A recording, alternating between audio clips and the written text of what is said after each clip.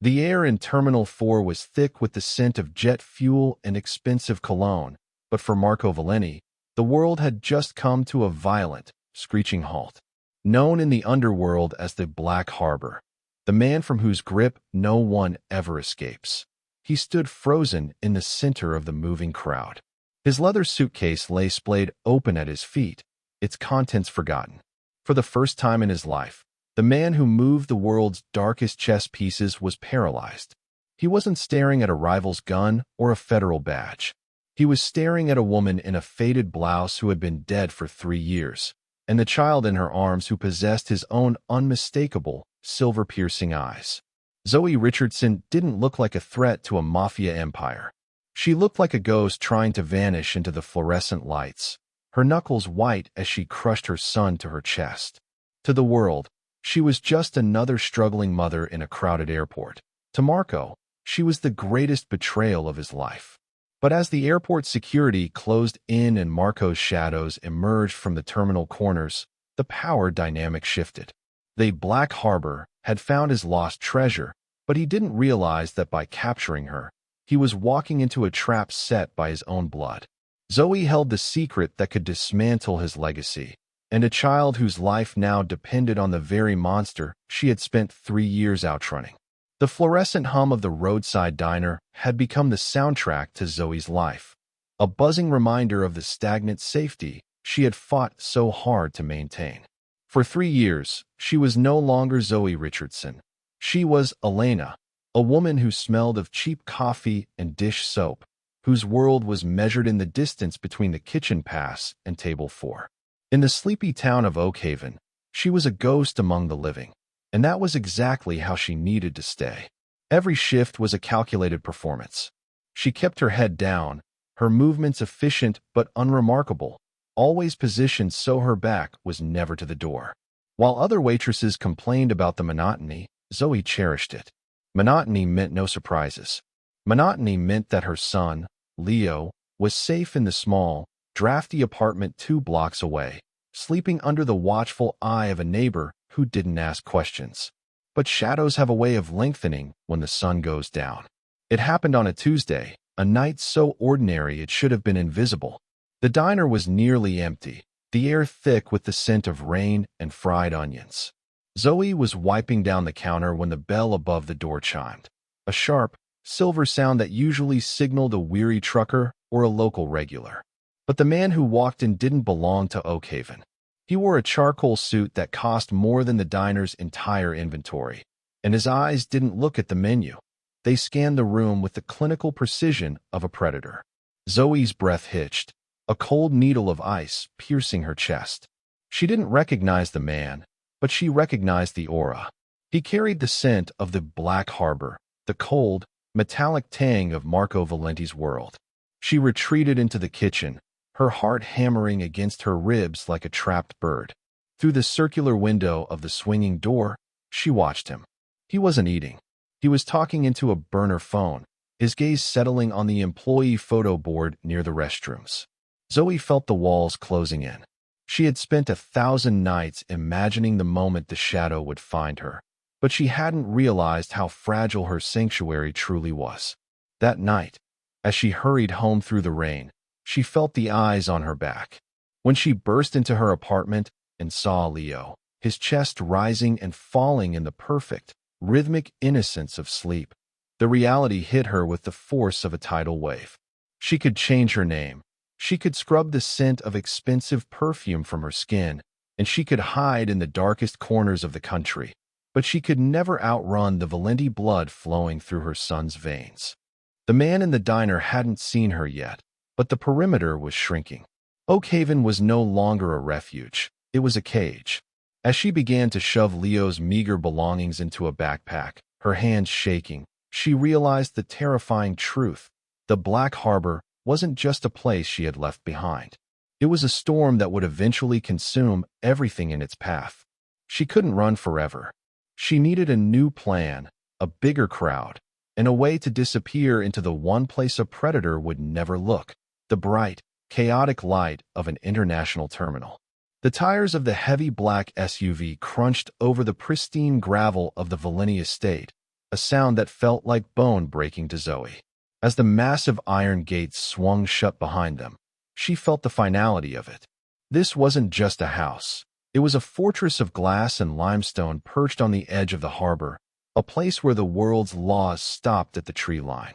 Leo was fast asleep in her lap, his small thumb tucked into his mouth, blissfully unaware that he had just been traded from the freedom of the unknown to the luxury of a cage. Marco didn't speak as he led them through the echoing marble foyer. He moved with a predatory grace, his presence reclaimed by the familiar scent of expensive leather and old power. He didn't offer to carry her bag, nor did he touch her, but his shadow loomed over her every step, a silent reminder that the distance between them was now an illusion. He signaled to a silent maid, who took their meager belongings with a look of pity that made Zoe's skin crawl. "Dinner is served," Marco said, his voice a low vibration that seemed to vibrate in the very floorboards. "The boy needs to eat." The dining room was a cavern of mahogany and candlelight, designed to intimidate. Zoe sat at one end of a table long enough to host a cabinet meeting, with Leo perched in a high chair that had appeared as if by magic. Marco sat at the head, the flickering flames casting deep hollows under his cheekbones. The silence was heavy, punctuated only by the rhythmic clink of silver against porcelain. Zoe watched Marco over the rim of her water glass. He wasn't eating. Instead, his gaze was fixed on Leo, watching the way the toddler clumsily handled a piece of bread. There was a terrifying intensity in Marco's eyes, a mixture of the cold calculation of the Black Harbor and a raw, burgeoning hunger he didn't seem to know how to categorize. "He has your stubbornness," Marco remarked suddenly, his voice cutting through the quiet. "He won't look at me." "He doesn't know you," Zoe replied, her voice steadier than she felt. "To him, you're just the man who broke his mother's suitcase." Marco's jaw tightened, the only sign of the temper that had once leveled rival families. "I am the man who is keeping him alive, Zoe. Do you have any idea how many people would pay a fortune to get to a Valenti air? The airport was a mistake. Here, he is untouchable. Untouchable or invisible." Zoe countered, gesturing to the armed guards visible through the window. She felt the old spark of defiance, the same one that had drawn Marco to her years ago, flickering back to life. "You call this protection. I call it a haunting. You're surrounding him with the same walls that made me run in the first place." Marco leaned forward, the candlelight reflecting in his silver eyes. "You ran because you thought I was the danger. You were wrong then, and you're wrong now. The danger is outside those gates, Zoe. Inside, you are mine." The word mine hung in the air, thick and suffocating. Zoe looked down at Leo, who had fallen back into a daze, his small hand reaching out to touch the cold, polished wood of the table. She realized then that the golden cage wasn't just about the locks on the doors. It was the way Marco looked at them, as if they were pieces of his soul he had finally clawed back from the void, and he would burn the entire world to ash before he let them go again. Marco Valenti stood on the balcony of his study, the salt air of the harbor biting at his skin, but he felt nothing but the phantom ache in his chest that had lived there for 3 years. He looked down at his hands, hands that had built a kingdom on the philosophy that if you control the harbor, you control the world. But for 3 years, his world had been a hollow shell. To the underbelly of the city, he was the Black Harbor, a man of stone and iron. In reality, he was a man who had spent every night staring at a single photograph of a woman with laughing eyes, wondering how she could have betrayed him so completely. The report he had received 3 years ago had been definitive. Zoe had taken the payout from a rival syndicate and fled, only for her car to be found charred at the bottom of a ravine. There were no remains to bury, only a scorched wedding ring and the crushing weight of her supposed treachery. The grief had turned Marco into a monster. If the woman he loved could sell him out, then mercy was a luxury he could no longer afford. He had tightened his grip on the city, turning his heart into a vault, until the moment he saw her in Terminal 4. The realization of her survival had first brought fury, but as he watched her in the dining room, she looked nothing like a traitor. She looked like a woman who had been living in the dirt to keep a secret, his secret safe. He turned back into the room where his younger brother, Dante, sat pouring a glass of vintage scotch. Dante had always been the strategist, the one who handled the cleanup of the family's messes. He had been the one to bring the news of Zoe's betrayal. "You look troubled, Marco," Dante said, his voice smooth as silk. "Finding a ghost is bound to rattle the nerves. We should move them to the safe house in the north. The estate is too public." Marco didn't answer immediately. He walked to his desk and pulled out the old surveillance files from the night Zoe disappeared, files he had memorized but never questioned until now. He noticed a discrepancy in the timestamps he hadn't seen through the fog of his initial rage. The car that had followed Zoe wasn't a rival's. It was a black sedan registered to a shell company he now recognized. "I loved her, Dante," Marco said softly, his back still turned. "And because I loved her, I believed the lie. I believed she was capable of leaving me for money. She was a commoner, brother. They always have a price," Dante shrugged. Marco turned, his silver eyes flashing with a predatory light that made Dante freeze. "The money didn't go to her. I tracked the wire transfer an hour ago. It looped through 3 offshore accounts and landed in a fund controlled by your mistress. You didn't just kill her in my mind. You tried to erase my bloodline so you could inherit the harbor." The air in the room turned frigid. Dante's glass shattered on the floor. Marco stepped into the light, the Black Harbor no longer a nickname, but a promise of the storm to come. His mercy was dead, but for the first time in 3 years, his heart was beating with a new, terrifying purpose: vengeance for the woman who had lived in shadows because of his own brother's greed. The morning sun filtered through the floor-to-ceiling windows of the estate's sunroom, casting long, golden bars across the floor that looked, to Zoe, like the cage she knew this place to be. She stood in the shadow of the doorway, her breath hitching as she watched a scene she never thought possible. Marco was sitting on the plush rug, his expensive Italian suit jacket discarded on a nearby chair, his sleeves rolled up to reveal the dark ink of tattoos that told stories of a violent past. Between his knees sat Leo, holding a small silver car Marco had given him. For the first time, Marco wasn't looking at the boy as a pawn or a liability. He was staring into Leo's face with a quiet, terrifyingly intense wonder.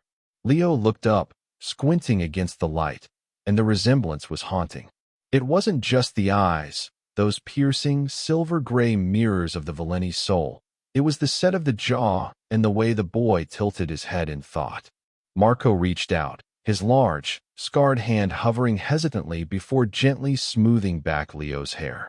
In that moment, the Black Harbor looked human, his expression crumbling into something that resembled grief-stricken love. "He has the Valenti focus," Marco murmured, aware of Zoe's presence without looking back. "He doesn't just play, he studies. He understands how things fit together. He understands that he's in a strange place with a man who doesn't smile," Zoe said, stepping into the room. Her voice was cold, a necessary shield against the warmth of the scene. Seeing them together was more dangerous than any threat Marco had uttered. It made the life she had built in the shadows feel small and fragile. As Marco focused on the boy, Zoe's eyes scanned the room, noting the position of the guards in the garden and the electronic keypad by the terrace door. She had spent the last hour in her room, tearing a bedsheet into strips to hide beneath the mattress and mapping the shift changes of the security detail she had observed from her balcony. She knew the layout of the harbor from her old life, and she knew that at 2 a.m., the tide would be high enough to mask the sound of a small boat. Marco stood up, the transition back to the formidable boss nearly instantaneous as he sensed her distance.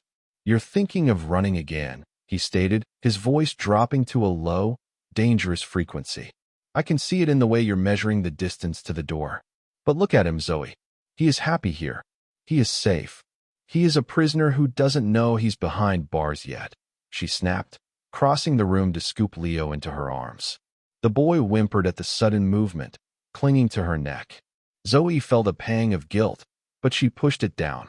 She couldn't let the luxury or the soft look in Marco's eyes deceive her. She had seen the Black Harbor in his element. She knew that the hands currently holding a toy could just as easily snap a life away. As she walked away, She felt Marco's gaze burning into her back, a silent promise that he would never let them out of his sight again. She had to move tonight, before the silver eyes of the father completely claimed the soul of the son. The escape plan was ready, a map etched in Zoe's mind and a backpack hidden behind the velvet curtains. But fate had a different design. It began with a sound that shattered the silence of the night, a sharp, gasping cough that ripped through the baby monitor. When Zoe reached Leo's crib, her heart plummeted. The boy was burning, his skin a terrifying shade of mottled gray, his breathing shallow and metallic. By the time the estate's private medical team arrived, the sun was beginning to bleed over the harbor, but inside the sterile wing of the Valenti mansion, everything felt like a cold, dark tomb. Marco stood in the corner, his presence a heavy, suffocating weight as he watched the lead physician review the blood panels. The Black Harbor looked as if he were ready to execute the Verrier for failing his son. "Speak," Marco commanded, the word dropping like a gavel. The doctor wiped sweat from his brow, his voice trembling. "It's a rare genetic blood disorder, Mr. Valenti. A sudden, acute crisis. His marrow is failing to produce the cells he needs to stay oxygenated. He won't survive the week without a highly specific progenitor cell transplant." Zoe gripped the edge of the hospital bed, her knuckles white. "I'll do it. Take whatever he needs from me." The doctor shook his head slowly. "We've already tested your samples from the airport intake. You aren't a match. The markers we need are on the paternal side. They are exceptionally rare, unique to the Valenti lineage." Marco stepped into the light of the monitors, his silver eyes fixed on his son. "Then take it from me. Now." The physician hesitated, glancing at a thick medical file on the desk. "Sir, the procedure to extract what Leo needs is aggressive. Given your history with the cardiac scarring from the assassination attempt 3 years ago, the heavy sedation and the extraction process could trigger a systemic failure. There is a 40% chance your heart will not restart after the procedure." The room went deathly silent. Zoe looked at Marco, the man she had spent years fearing, the man she had planned to flee from in just a few hours. For the first time, the power dynamic was stripped away. He wasn't a boss or a monster. He was a father standing on the edge of an abyss. Marco didn't even look at the doctor. His gaze never left Leo's small, struggling form. "I have spent my life taking things that didn't belong to me," he said, his voice a hauntingly calm whisper that vibrated through Zoe's soul. "It is only right that I finally pay the debt I owe my own blood." He turned to Zoe, a flicker of something raw and unrecognizable in his eyes. "If I don't wake up, the harbor is yours. Use it to keep him safe. Use it to stay hidden." In that moment, the blood debt was no longer about mafia politics or old betrayals. It was a life for a life. As they prepped Marco for the surgery that might be his last, Zoe realized that the man she was running from was the only one capable of the ultimate sacrifice. The cage hadn't just opened. It had been dismantled by the very man who built it. The heart monitor's steady, rhythmic chirp was the only thing keeping Zoe from spiraling into total panic. Marco lay motionless on the specialized surgical bed, his skin a ghostly parchment color, his chest barely rising. The extraction had been a success, and the life-saving cells were already being processed for Leo in the sterile lab next door, but the cost had been exactly what the doctors feared. Marco's heart had flickered and failed twice on the table, and though they had brought him back, he was now suspended in a fragile, drug-induced limbo. The silence of the medical wing was suddenly shattered not by a monitor, but by the muffled thud of a suppressed gunshot echoing from the foyer. Zoe stiffened, her survival instincts screaming. She looked at the heavy oak doors of the infirmary just as the internal intercom hissed to life. It wasn't the head of security's voice that came through, but Dante's, smooth, cold, and dripping with a dark, triumphant satisfaction. "The Black Harbor has finally run dry," the voice echoed. "Seal the wing. Leave no witnesses to the tragedy that is about to befall the Valenti heirs." The reality hit Zoe like a physical blow. Dante wasn't waiting for Marco to die from the surgery. He was moving in to finish what he had started 3 years ago. The guards outside were either dead or turned. She was alone in a room with a comatose man and a sick child, and the monsters were at the door. She turned to Marco's discarded clothing on the chair. Nestled in his leather shoulder holster was the heavy, matte black handgun he always carried, a tool of the violence she had spent years outrunning. For 3 years, she had chosen the path of the ghost, the path of peace. But as she heard the heavy boots of Dante's enforcers rounding the corner, the frail waitress died.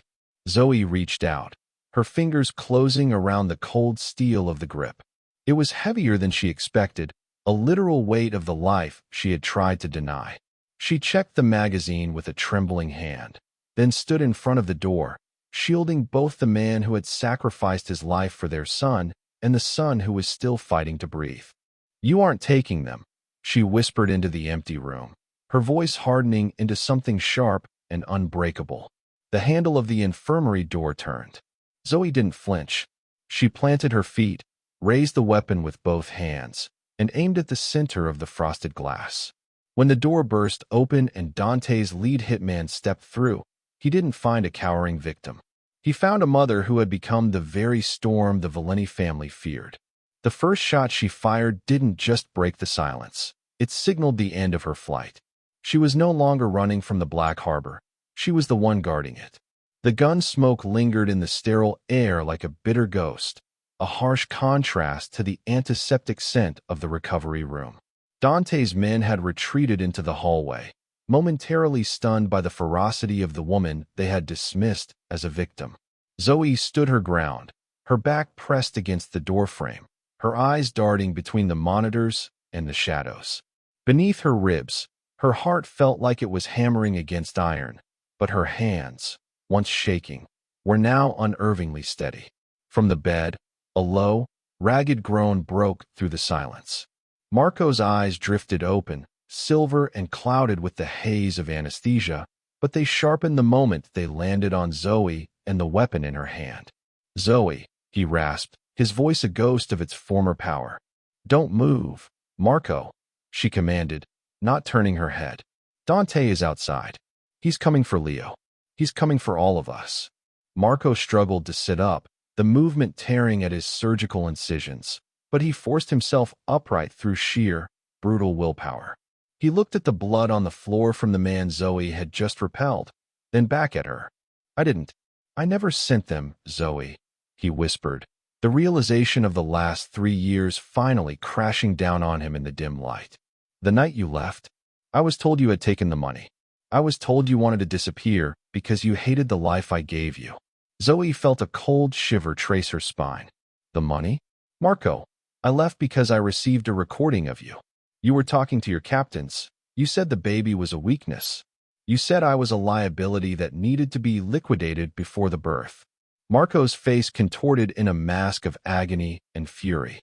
"I never said those words. Dante, he was the one who handled the surveillance. He was the one who found the evidence of your betrayal." The truth settled in the room like a heavy, suffocating fog. The Black Harbor hadn't been the hunter, he had been the lure. Dante had played them both, feeding Zoe's fear to make her run, and feeding Marco's pride to make him believe she was a traitor.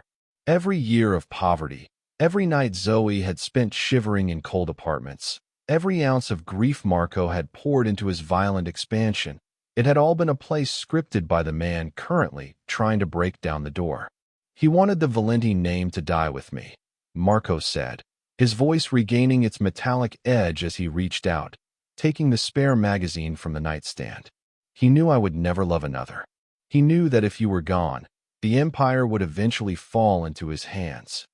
Zoe looked at the man she had hated for 1,000 days and saw not the monster of her nightmares, but a man who had been just as imprisoned by lies as she had been by fear. The realization didn't erase the past, but it gave the present a terrifying clarity. They weren't enemies. They were the only 2 people left who could save the child sleeping in the next room. "Marco," Zoe said, her voice softening for the first time as she handed him the gun. "He's coming back." Marco took the weapon, his fingers brushing hers, and for a second, the 3 years of shadows vanished. "Let him come," he growled, the Black Harbor rising one last time. "He's about to find out that some things are too strong to be buried." The chaos of the hospital wing had subsided into a heavy, ringing silence, but the air still tasted of copper and ozone. Dante's betrayal had been silenced by the very family he tried to divide. But as Marco looked at Zoe, her blouse stained with the dust of the fray and her eyes finally seeing him for who he was, he knew the Black Harbor could never truly offer them peace. As long as he stood at the center of the Valenti Empire, a target would be painted on Leo's back. He moved to the mahogany desk in the corner of his study, his movements slow and pained, but his gaze was absolute. He pulled a hidden lever beneath the desk, revealing a safe that contained the only thing more dangerous than his guns, the black ledgers. These books held the names, the bribes, and the blood-stained secrets of every syndicate in the city. They were his leverage, but they were also his anchor. "What are you doing?" Zoe asked, standing in the doorway with Leo cradled against her shoulder. The boy's color was returning, his breath steadying thanks to the marrow he had received from the man now standing before a fireplace. Marco didn't look back as he tossed the first ledger into the growing flames. The paper curled, the ink of 1,000 crimes turning into ash. "I am killing a monster," he said. "The world thinks Marco Valenti is a ghost, and the syndicates think I am a god. Neither can coexist with a father." He turned to her, holding a final manila envelope. "I have made a deal with the federal prosecutors. In exchange for the evidence burning in this room and my own confession, the Valenti name dies tonight. The syndicates will spend the next decade in courtrooms or in hiding, too busy protecting their own necks to look for yours. Marco, you'll go to prison for the rest of your life," Zoe whispered, the weight of his sacrifice crashing down on her. The man who had once tried to own her was now setting her free at the cost of his own soul. "No," Marco said, a ghost of a smile touching his tired face. "Marco Valenti will die in a tragic explosion at this estate within the hour. The Black Harbor will be a legend of the past. But a man named Anthony Rossi will surrender to the authorities in a neighboring state, a man with no family and no history." He stepped toward them, touching Leo's cheek one last time. "You will go to the cottage in the mountains. The funds are untraceable.